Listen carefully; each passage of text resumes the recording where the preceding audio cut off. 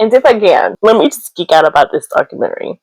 I saw a story about it on YouTube and I was like, oh, this looks amazing. Immediately looked it up, and yes, it is happening.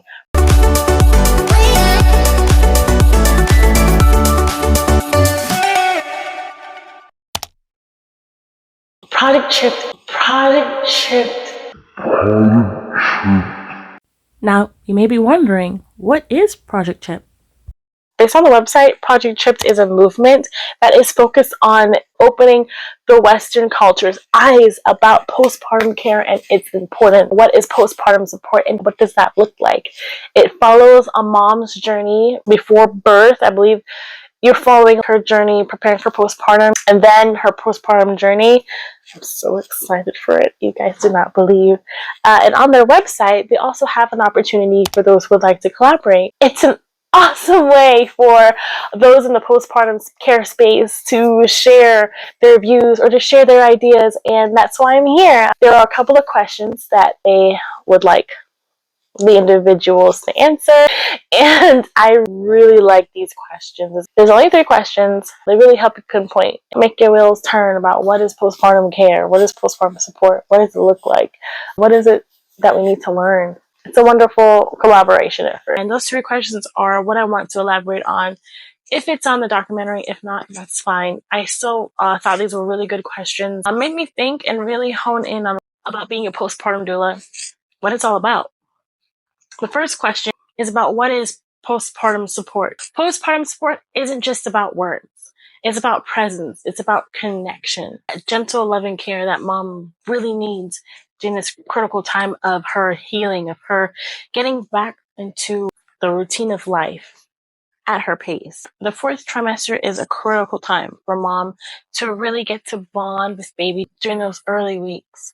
It's a time for her to rest physically, rest spiritually, rest creatively, rest socially, not have those demands on her, but to really let her postpartum community keep her secure, keep her fed, keep her encouraged during these tender weeks.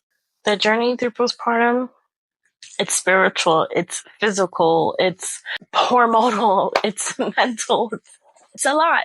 And moms need that crutch, that shoulder to lean on, that person who says, oh, I got it. Or, hey, here's a meal. Or, hey, would you like to talk? What's on your mind? What's on your heart? How are you feeling? You're doing great. Those things, though they may seem little, make such a big impact during this 4th trimester. And it's true. Moms should be supported through all aspects of life. Pregnancy, birth, postpartum, the difficulties, the highs and the lows, the challenges. There are challenges, but most importantly, she needs to know that she's not alone. She needs to feel that she's not alone. There needs to be that community, that tribe, that family, that unity. It really is a gift. It's something that I wish every mother in every nation, in every country, every region could have that kind of love and support around her. The postpartum journey should never be an isolated one. So often, and it's pretty common in society nowadays, especially in the US, where it seems like people are more independent and therefore more isolated, or sometimes something may happen where they're just not able to have that close community around them for whatever reason it may be. But whatever reason that is, it doesn't mean she's diminished of that loving care during her motherhood journey. No. She needs that trusted support, those that bring her up in body, mind, and soul. In that community, during those first early weeks and months of postpartum, that community is never overrated. Never. Hey everyone, Future Jerusha here.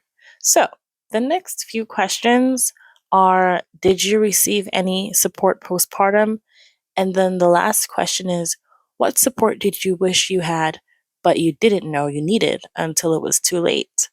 So, because currently I have not experienced postpartum myself, I will be using the rest of the video to discuss my heart's thoughts and passions from a postpartum doula perspective. Hope you enjoy.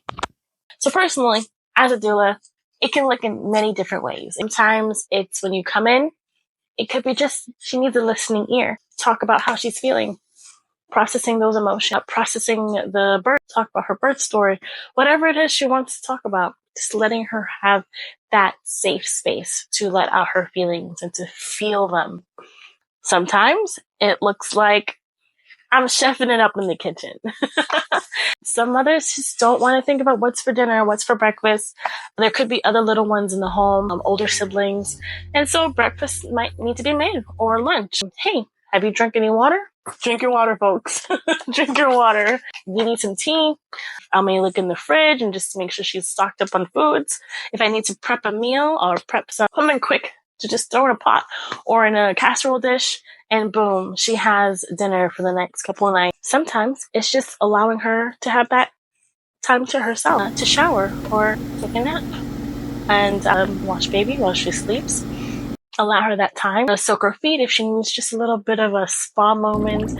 Let her just have that moment to rest. Stay off her feet, elevate her feet, whatever it is.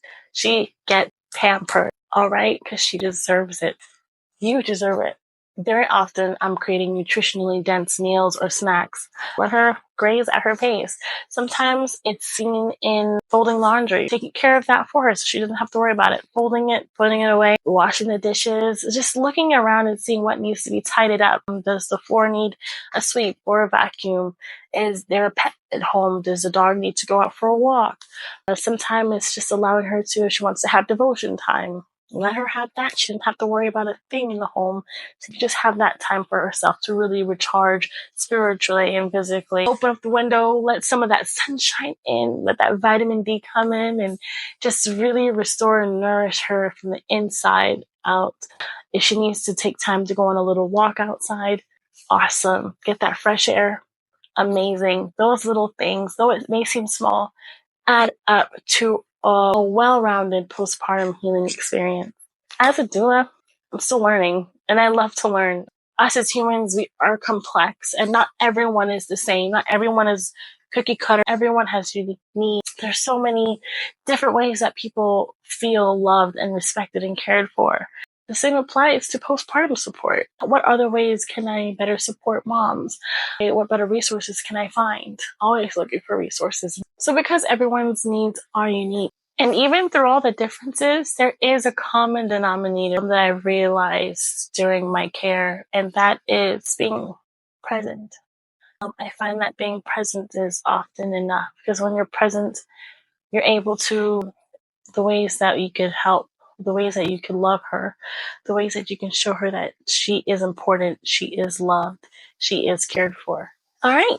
If you like more postpartum and faith-based postpartum support, follow me on my YouTube channel, Mother's Rest Postpartum Doula, and you can also follow me on other platforms. And you can check out more faith-based postpartum content on my website, mothersrestppdoula.com. See you next time, beloveds. Bye.